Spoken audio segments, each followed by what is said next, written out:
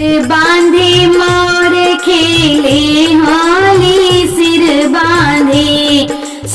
बांधे मोर खेले होली सिर बांधे मोर खेले होली सिर बांधे।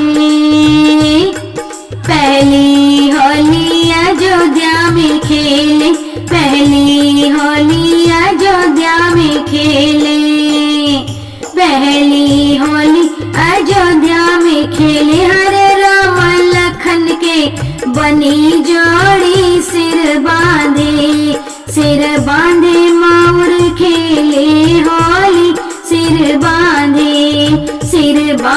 मोर खेले होली सिर बांधे।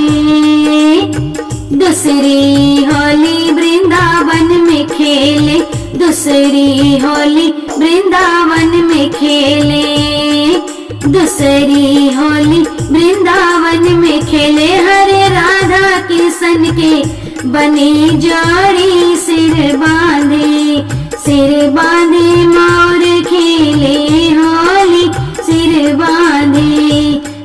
बांधे मोर खेले होली सिर बांधे। तीसरी होली हिमालय में खेले, तीसरी होली हिमालय पे खेले, तीसरी होली हिमालय पे खेले। हरे गौरा और शिव के बनी जोड़ी सिर बांधे मोर खेले होली सिर बांधे मोर खेले होली सिर बांधे।